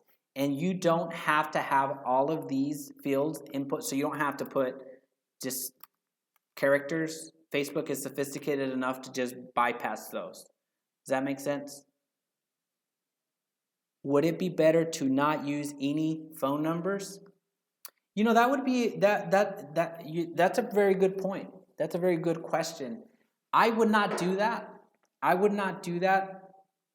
It would be a great test if you wanted to just do a custom audience with emails and upload the emails as you saw, and then do a completely different upload, a different custom audience with phone numbers, and then split test it. That would be a phenomenal test to run. I personally wouldn't I can't speak to that. I would upload both of them right now, but that's actually a very good point, Rhonda. And let me find a pin because I want to test that for us. And I'll show the results on the Facebook page. Well, I'll watch this video later. It's being recorded, so I'll make sure that whatever I commit to, I actually follow through on. So that's a great point. But with that being said, it would be a great split test and only have those two things be different. Be the custom, run the very same ad to that custom audience with only the emails, and then run that other audience only with phone numbers. I agree with you. Not as many people do create their profile or add their profile to Facebook. And that's where you get into the two-stage verification where a lot of companies share that with you and say, hey, this is for your safety. Some companies do take that into consideration and do it for your safety, but a lot of companies just want more information from you. And then they can repackage and sell it. So you just provided the email and your phone number, which a lot of marketers out there, hint, a lot of marketers out there, which you have effectively become that, will use that information. So yes, to your point, a lot more people are going to have an email or only have an email and log in to Facebook with their email versus the phone numbers. But this way you're attacking both. That's a great question. Great question. All right, so let me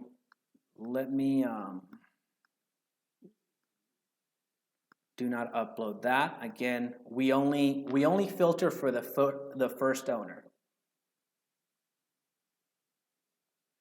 And now you see the 7 columns. That's going to be a good way for you to check yourself. If you captured all of the columns that you were wanting,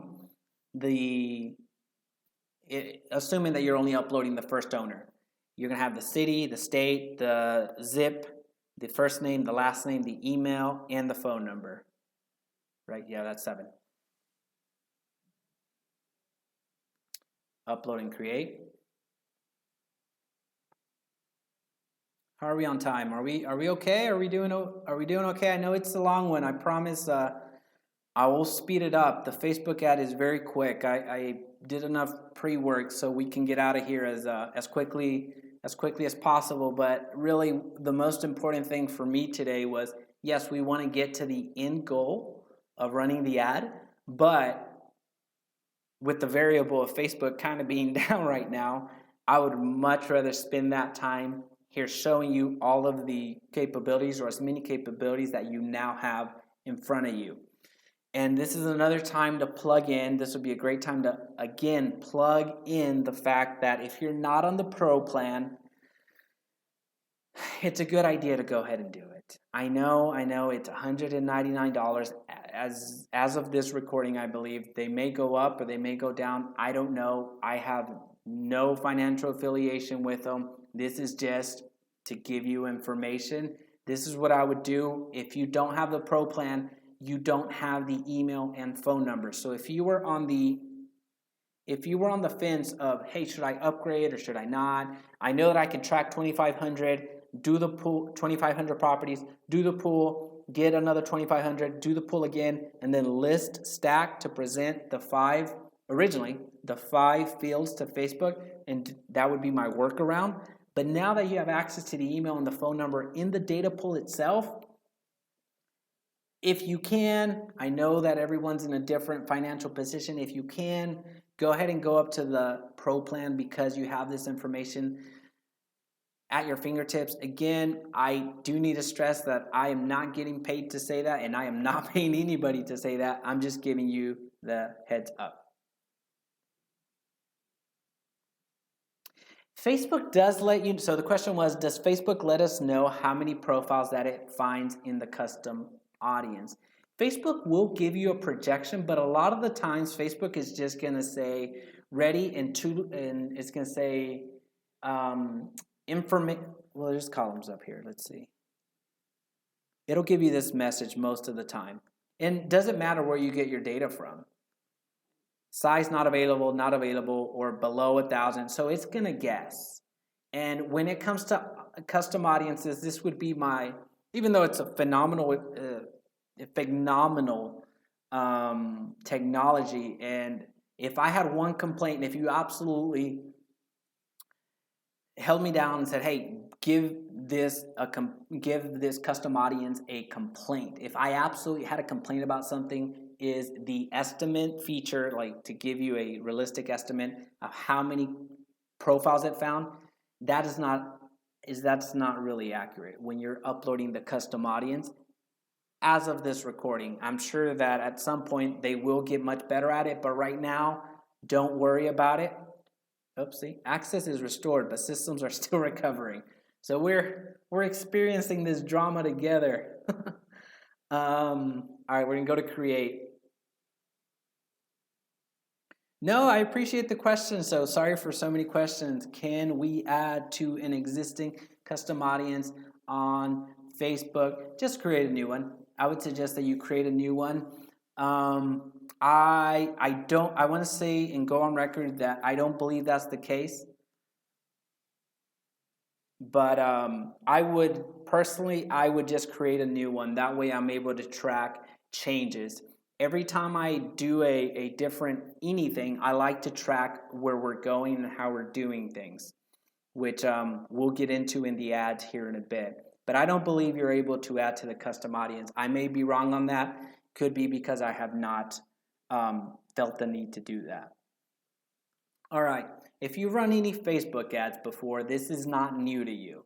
And we're gonna breeze right through this. I know I keep saying that, but with the drama of Facebook and not sure if we're even gonna be able to run it, I'm just gonna give you the highlights. And the ad copy, when I say ad copy, is right below. And I'll make this available in the description below. So you see it right here. We're just gonna come over here and pull that information and create our ad. I'm gonna give you enough information so you're not lost when you're actually creating your ad, and give you some pro tips on what these mean. I will give you another strategy right here on the awareness campaign. We're not gonna use it today, but if you are out there sending direct mail today, if that's you, and you just saw everything that we did, we're about a little bit over an hour into this, and you don't want to, if you saw everything that we did to do the data pool, and you either don't want to go up to the pro plan, or you don't want to mess with this headache, you may have the pro plan. Let's just say you just don't want to do that. Let's just say, Jaime, hey, that's cool, bro. I'm just not going to do that. Cool. All right, that's fine. But I would suggest, if you're sending direct mail to your farm right now, I will suggest that you run an awareness campaign 7 days before you send that direct mail. You're warming up your target farm by them seeing your same face, seeing your same message, and seeing your same offering. The key being, keep it consistent, keep it the same. Don't have one wardrobe and really dress up on your direct mail pictures, and then on your Facebook ad, you're just like, oh, I'm at the beach. Keep it consistent. Don't offer a marketing report on your direct mail, and then over here you're saying, hey, do you want to buy a house? No, keep it consistent. So that will be my, again, if you don't want to do any of what we just did, okay, but please run an awareness campaign. It'll warm up your audience. By the time your direct mail pieces start hitting, they will have seen your face at some point in time. And I would suggest use a reach campaign, because Facebook will not discriminate. They'll just go out there and like, I'm just going to show it to everybody. And you're going to get to see how many times it was shown, how many impressions it was shown to the audience. So have a really drilled down, it's called a dialed in strategy. There's another video in this channel that shows you how to do that in a very tight radius. So if you're sending to a farm of 1,000 homes, really tidy up the radius that you're marketing on Facebook, and just boom, 7 days prior, start hitting them with that message. So they're used to, well, not used to you, but they have seen you. And by the time they get that direct mail piece, whether it's a postcard or a letter, I know we're big fans of sending letter, it's going to do you so much good. And you don't have to do all of the data pool that we just did. So that I did want to give you that little piece of advice. Warm them up, and then your direct mail pieces are starting to hit. And at that point, I would actually run a traffic campaign in tandem to that, because at that point, we're taking consideration into account, meaning we are expecting and advertising for an action. Does that make sense? I hope that makes sense. We're going to keep going because I keep saying, hey, we're going to keep going. It's going to go slower, and then I keep talking. All right, so going through, we're short on time, but know that if you're going to run an ad, and this is the first time that you're running an ad, I would suggest running two ads, two types of ads, either a traffic campaign or a lead campaign, just to get going. Once you get a little bit more comfortable, run message ads and conversion ads. But that's another video. There's other videos in this channel, so if you haven't subscribed and hit that notification bell, then please, there's a lot of other value that you can find, not just this live stream. We're going to run a traffic campaign, and I'm going to commit to this. I'll keep trucking along until somebody stops me on the chat. All right, so we're going to put TRAF as an abbreviation. We're going to put demo Remine. And then the type of ad that I want to run is a market report. So we're targeting sellers here, and we're going to offer a marketing report. The way that I label my campaigns is I try to keep it as uniform as possible. I call out the campaign. So on the left-hand side, you'll see I call out the campaign, which is the traffic campaign. I call out the ad set, meaning who are we targeting? Since I provided the list to Facebook, I am putting on the ad set, I am putting demo Remine. You want to be a little bit more specific, but for my purposes, it's good enough right here. And then the actual ad. So what am I delivering? So what's my objective? Who am I targeting? And who is receiving my message? So before we click continue, I'm going to copy that.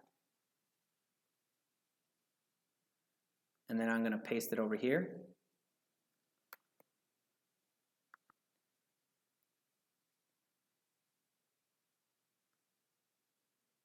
Facebook is struggling today. I would hate to be in the headquarters today. It must have been a very, very chaotic time for Facebook.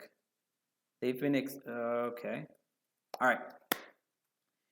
The ad set name, be specific, because once you start running ads, it's just going to get cumbersome for you. You're not going to know what message you had here, who you were targeting. It just really makes your job a lot easier, or makes your life a lot easier. We're going to go with the website because we're pointing people to a website. We're not pointing them to Messenger or WhatsApp or asking them to download an app. Dynamic creative. This is pretty cool. I haven't played around with it too much. They just added it, but Facebook is continuing to add beta things. It's continuing to add just different features, and they're very cool, but I wait a little while before I start adopting it and implementing it in my business, because I don't know if that feature is going to be there tomorrow. An offer, that's not necessarily, that's not for us. All right. Now the custom audience that we just created. We're going to summon it from right here. We're going to go to custom audiences. And you see the size is not available. That's normal. And even if it was available, it's not going to give you an exact match. My experience has been that this remains unavailable pretty much. I can't think of a time where it just actually showed a like concrete number. When I uploaded my personal contacts, it said less than 1,000, but I certainly didn't add 1,000. So the reliability is questionable at best. So don't be too alarmed over here. And the reach over here, don't worry about it. It even gives the disclaimer, hey, we're not going to get it right. And you're going to see this fluctuate you're going to see it fluctuate a bit. There's an individual that I was speaking with and coaching through how to run a custom audience 2 days ago, and he actually had a -1 reach, which is not possible in my mind. So it's, again, if there was a gripe, if I had to give a gripe, even though I don't want to and I won't, that would be it. But outside of that, the fact that we can do this, the fact that we can have all of this done, and with me talking for 90 minutes and get to this point with such accuracy is just phenomenal. I'll take that all day long. I'm not going to mess with this location because I pulled the direct people that I wanted. I uploaded the direct people that I wanted, and Facebook has already gone out there and matched it. If I had not provided that list to Facebook, I would put a lot more credence into people who live in this location. But the fact that I went and pulled that information, this is why it's a game changer, folks. This is really important. The fact that I went and pulled that information from Remine and got those profiles and uploaded it to Facebook, I don't have to worry about this. And there's very little that I'm going to worry about. And as a matter of fact, I'm not going to worry about any of this, with the exception of one thing. So before, the easy button, as I like to call it, when we were running Facebook ad was right here. The features or the demographics that we were able to pull or to type in here, and interest that we were typing in here, was the income of an individual. We're no longer able to get that. We're able to target by zip codes in the nth percentile, or however much one is making in the zip code. I'm sorry, the zip code of that, the average income in that zip code. But you are not able to target via demographics any longer. And then the absolute easy button of likely to move. Wow, those were good old days where you just highlighted likely to move and boom, leads just came out for days. Easy button is gone, folks, and that was, I believe, in August or October. I can't remember yeah, it was August, I think. The easy button is gone, but it's back. It's back because you have access to Remine. It's back because you have access to those emails and those phone numbers and all the characteristics that Remine is providing to you in a simple download. So again, it's very, very valuable. The only thing that I would do would be exclude real estate agents. That would be the only adjustment that I'm going to do in my targeting gender and languages or anything here, because I don't want other real estate agents to click on my ad. It's going to cost me money. I don't care if they see my ad. There's already ways for people to see my ads, and I run them through so many different accounts. I really don't care if you see my ads. You can go. There's a way for you to actually look and see what ads are presently being run through a Facebook page that I manage, but I have quite a few, so it does. I don't care if you see the ad. You're going to see the exact ad copy right now anyway. So you can look at other people's business pages and see the ads that they're running. But there's another video on this channel about that. So what I'm interested here is excluding those real estate agents around me or wherever I'm marketing, because they're going to cost me money by clicking on it. All right, we're not gonna include everybody for the sake of time, but just know that you can include broker, associate. So you want to go by employers and job titles. You don't want to go by interest. You want to target them by demographics, their profession, not by interest, because there's a lot of people that are interested in becoming a broker. There's a lot of people that are interested in becoming real estate agents, but they just aren't. So there's that. And then you can also target by companies. So Keller Williams is one that will populate. Century 21 is going to populate. Remax is going to populate. eXp Realty, even though they're huge at this point, they don't have a hey, I work at eXp category. I'm sure it's going to come very soon, but it's not here yet. So think of your bigger brokerages and exclude those individuals. Don't just focus on real estate broker and real estate associate or a real estate agent, because there's a lot of other job titles that you can exclude that are going to be well served for you. Where's real estate agent?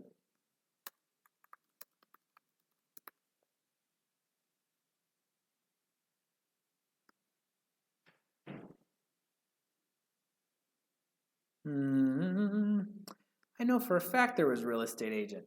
Okay. All right, we're not going to dwell on that. Let's keep going. Automatic placements. I don't do automatic placements. I go to edit placements because in my experience, and when you do the reports, you're gonna confirm this as well. Facebook feeds is where, just think of your consumer habits. Facebook feeds is where it's at. Instant articles. I don't even know where you find the articles or instant articles. So I know that that's not relevant for me, or I just don't focus on it. If you want to run, it's going to cost a little bit more money because it's going to displace it across all of those, and you're not going to be as effective with your ads, at least from my experience. But of course, I'm not in the business of forcing you to do anything. I'm just in the business of informing you. And I'm informing you that I exclude all these others. If I was going to run an Instagram ad, then I would specifically target Instagram, and I would specifically target in feed and in stories. And I can tell you that if I was going to run an Instagram ad, I would do it via a video because video kills it in Instagram. But they have different rules on how long they can each be. So that's why you want to be intentional with your ads. All right, we're going to scroll down, go into the daily budget. On Remine, depending on how aggressive I want to be, I at least start with $5.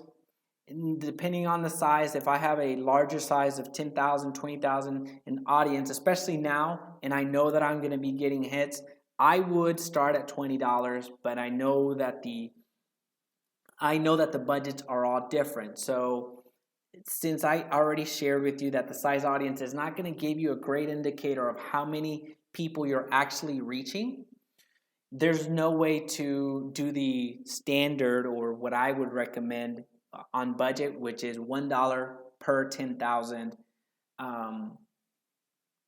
audience size. But with that being said, that is just a standard. That is a standard of non-Remine information.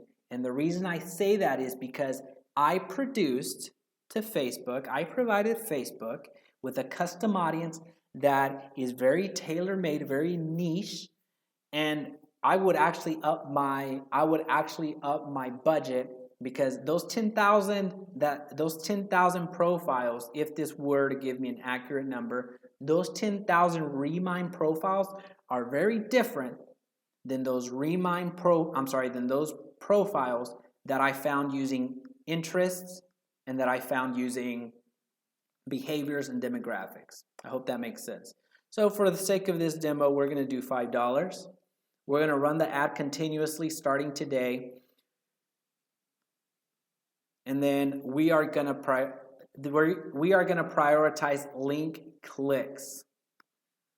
Now, there's methodologies behind the others, but for this purpose and for what I'm wanting to do, I want to prioritize via link clicks. And when you get charged, I don't want to get charged per impression. I want to get charged per link click. So every time somebody clicks on it, you can charge me at that point, Facebook. We're going to go to continue. If there's any questions, we're getting closer to the end, so hope you're not falling asleep on me. We're making good ground. This is probably this is going to be towards the end already, so hang with me. Facebook is struggling as well. All right, so do traffic, Remine. No, I think we did demo, Remine. If there's any questions, please insert them in the chat so we can get to them. Market report. All right. If you already have your Facebook connected, if not, or if you want to run it through a different account, this is where you would do it. the different types of formats that you can run.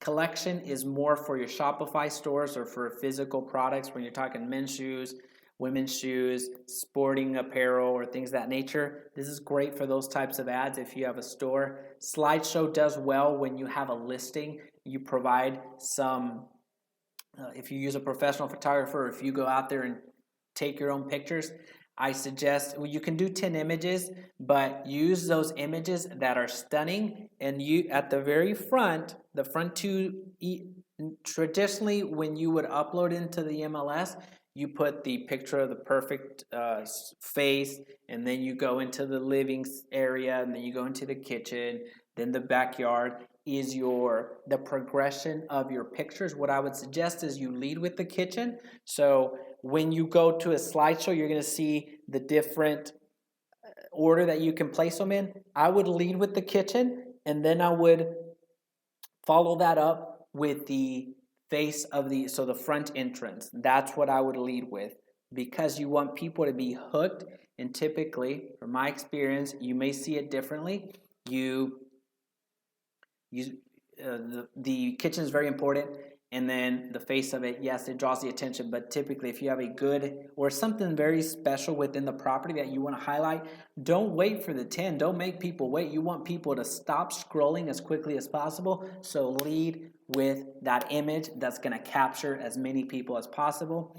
Then you have a video about the property. If you've done a walkthrough, that's what you would do. Carousel is, if you have different listings, that would be a great ad to run, or if you had different pictures of the same ad of the same property, that would be good as well. But for what we need it, which is a market report, we're going to use single image. If you have a market report where you're sitting in front and actually delivering the market report, then you would go to the single video and upload your video there. Or a lot of lenders have this, a lot of title companies have this, the market report in a canned video. Then ask to share it with your ads and provide it right there and upload it.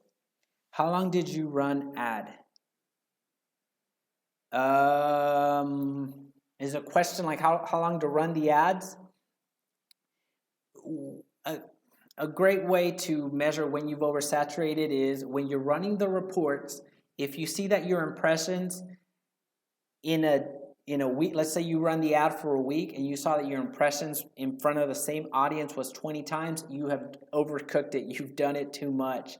So I like to have the ad dependent on the message that I have crafted and depending on the audience. I like to show my ad at least 4 times. And Facebook will give you in the report information and access to that information of, hey, how many times did I show this to a particular profile? It'll show you the impressions and it'll also show you the clicks. So you get both of those pieces of information. But you certainly don't want to overcook it. You don't want to show it 30 times in a span of one day. That's a bit much. I hope that answers the question.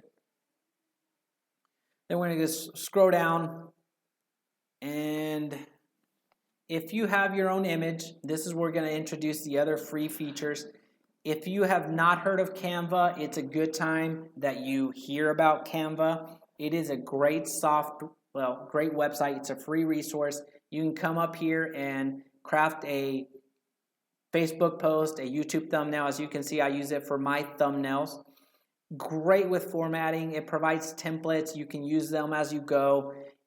What I find most valuable about Canva is that it produces an image in the dimensions that are being asked by Facebook, by Pinterest, by Tumblr, Instagram, Twitter, and all the other social platforms. But if you don't want to go and do that, you can just use the free stock images. So we're going to select one from Facebook right here, and we're gonna try to be as specific as possible. My goal is to find something that's going to stop that whole people scrolling through the ad. That is my goal. So a thumb stopper. That looks good. Let's see what it looks like here.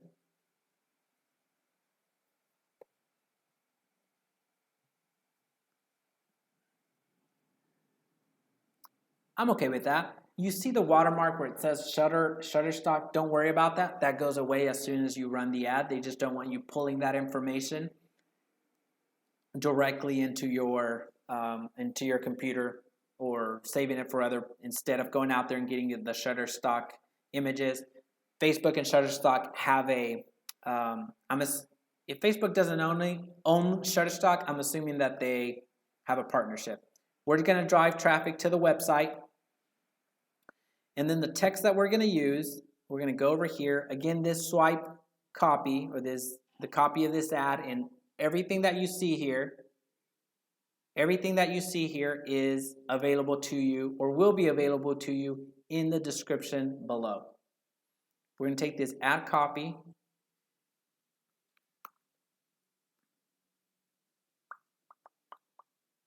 Where are we? And we're going to paste it. Now, do you know the best time to sell your home? We have some valuable real estate insights for, and then you would put the city, wherever you're marketing, or the neighborhood. The more specific that you can get, the more local it's going to feel, and the higher conversions that you're going to have. That may help you out. Then download, then I have a little floppy disk. To get emojis on your ads, all you need to do is go to iEmoji.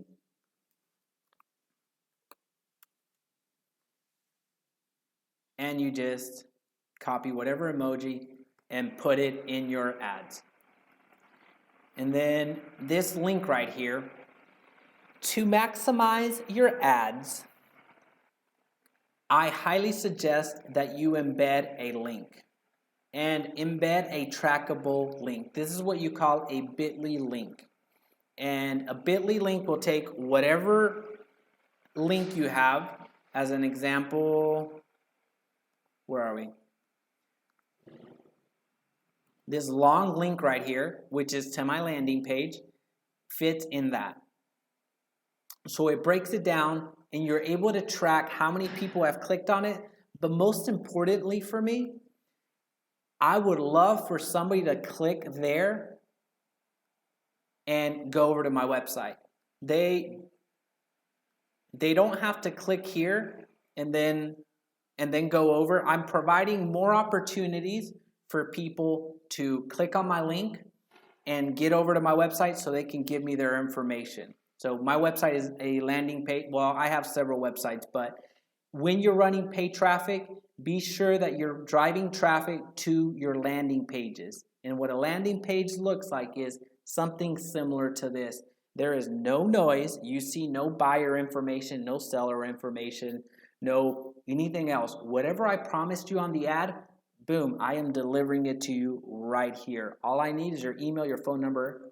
Your name, your phone number, and your email address, and we are good. So this exact landing page is available in the description below. If you have the same landing page generator that I have, which is ClickFunnels, you're able to take this exact template, upload it into your account, and you're off and running.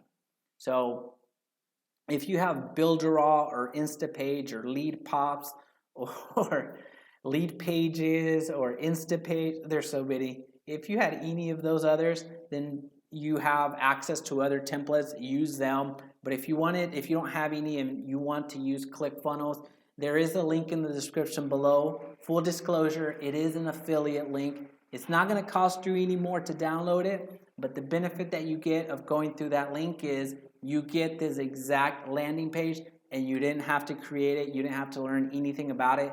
Just swap the URL and you're off and running. So if you're interested in that, the link is in the description below, but this is not a sell for ClickFunnels.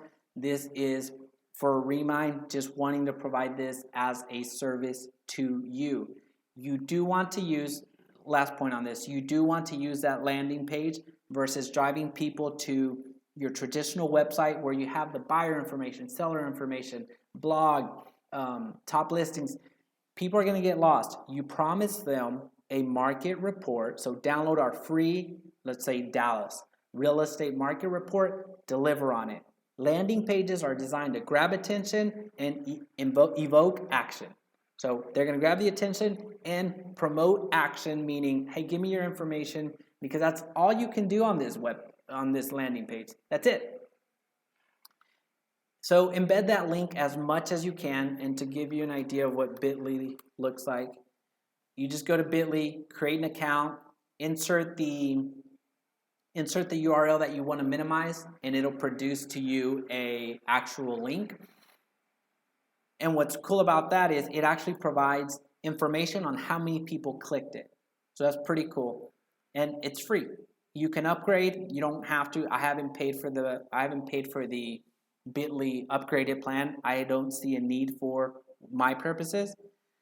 So again, I am a fan of free. If you have followed this channel by any other videos, I am always about systems, automation, but most importantly, I'm about free. So there you go. Anyway, this provides additional, these links up here provide additional opportunities for people to click your ads. And then this is where we're going to put our link as well.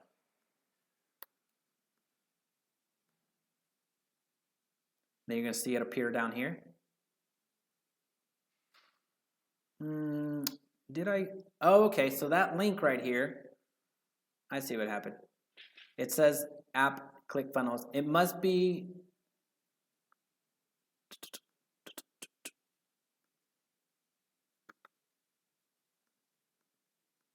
okay, this is to the shared funnel. I didn't shorten, okay, so if you want access to the shared funnel, the exact template, this is the link to the actual shared funnel. This is the link that I meant to shorten up. So sorry about that. We'll just, for the sake of time, we're just gonna embed the long URL. Know that this is where your Bitly link would go. The headline, we're gonna go and get the headline right here.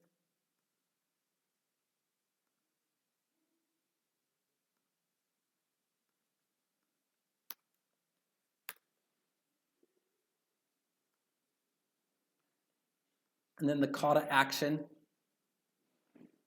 So typically I just leave it at learn more. It's you can ask them to request a time, which doesn't make sense here. Shop now doesn't make sense here. Subscribe, not necessarily. Sign up. So learn more is a good catch-all. An overlay is more if you're selling a product, so free shipping, cash on delivery, and all that fun stuff. Doesn't really apply to what we're doing, and it would just apply a very, honestly, a very cheap-looking little watermark up here. I would actually go over to Canva and create it there. The display link, it's not necessary. The newsfeed link description is right down here, and there we would just go over to avoid losing money, so money flying away. Another tip before I forget this. You see that I use emojis. Emojis are still thumb stoppers. I know that they've been around for a while now, or what we would consider a while now, but they're still thumb stoppers. As you saw up here, I didn't actually call out money, don't have, and then I just put dollar bills, money on the table. It breaks the pattern. It's a pattern interrupt and makes them think, oh, okay, money. So we're still early enough. I'm sure that in a couple of years or several years down the road, we're so entrenched with emojis and it's not gonna phase us in any way. But we're not there yet. So emojis, if you use them within reason, they're still a good thumb stopper to use. And you do want to include your Facebook pixel. If you haven't embedded your Facebook pixel, then there's another video in this channel on how to do that. But it would tell you right here, hey, do you want to set this up before we run the ad? And then you are going to press confirm and you're off and running. That is how you run a Facebook ad. Before I forget, Calendly. This is another free software. So again, this is all pro tips, if you will. When you create a landing page, it's a good idea, like on your thank you page, to embed a Calendly link. So essentially, Calendly is it allows people to schedule on your time. And there's another video that covers how to actually use it. But Calendly, if you can drop it in your emails, if you can drop it in your landing pages, it's a great opportunity for somebody that is, clicked on your ad, they submit the information, but they actually want to schedule on their time versus having be called in the next 5 minutes as soon as you get the lead. It's a great little thing to include. It's just a link to your calendar. You throw it up there, and you're off and running. So let's see if this works real quick, just to show you.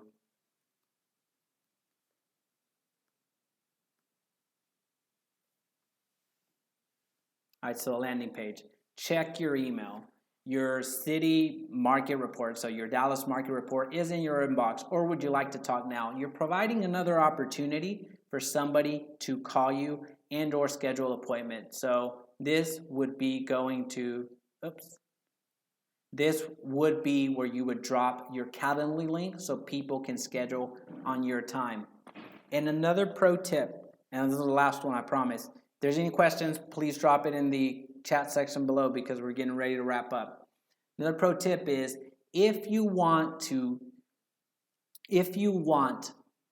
weed out a lot of those fake emails, deliver what you promised in the actual email. Don't deliver it on the thank you page. So check your email. If somebody gave me their wrong email, like the abc123@fake.com or whatever,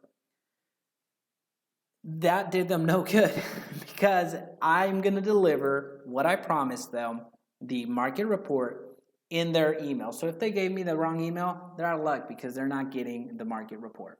So that's a pro tip. That's something that's going to help with your conversions and reduce the amount of fake emails that you get. And I think we are getting close to being done. Or do we have any questions out there? I know it's a long one. Thank you for hanging in there with me. We're right at 2 hours. I do appreciate you being here. Really am thankful for it. If there are no questions, we're going to go ahead and wrap up. If you found value today, I do humbly ask that you subscribe and hit the notification bell so you get updated every time we go live. Tomorrow we're going to cover Twitter leads. I promise it won't be this long. This one's a very special one considering we're the audience that we are, the Remine audience, and the amount of information that we needed to cover. Not all of the live streams are this long. Again, the goal is to be within 45 minutes regardless of topics. Tomorrow's a very light topic, so it won't go this long. But yeah, make sure to subscribe and hit the notification bell so you know every time we're going live.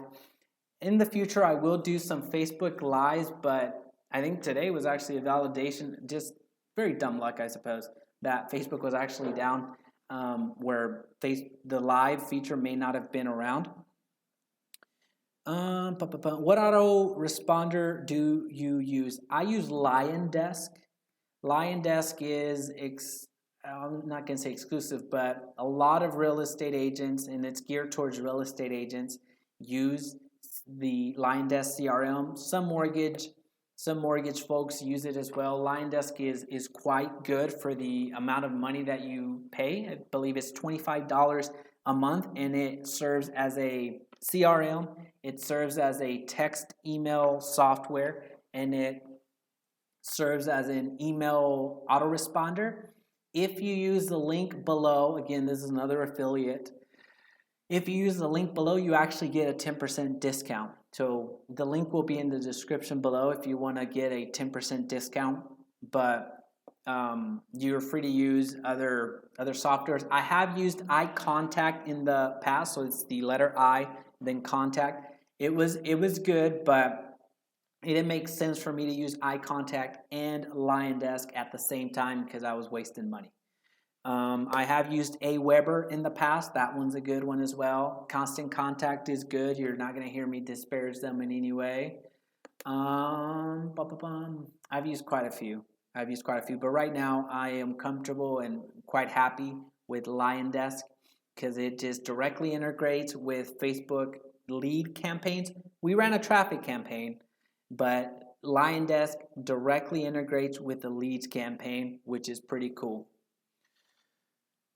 All right, folks, so excited. It's a game changer. I know it's late in the day. I appreciate you hanging in there with me. Go and really digest the cleaning up of the data. It is a game changer. If you can go up to the $199, I highly recommend it, and I'm not even getting paid to say that. It's so much value that is being provided to you from Remine because you hand deliver a custom audience that's highly likely to act to Facebook. So you're going to see remarkable results. I'm calling it right now. Again, I'm a little bit, I guess I'm a little bit upset that I didn't know about this 10 days ago, but I'll get over it. So I'll be running a lot of ads through Thanksgiving. Outside of that, thank you so much for spending some time together, and I'll see you in the next video.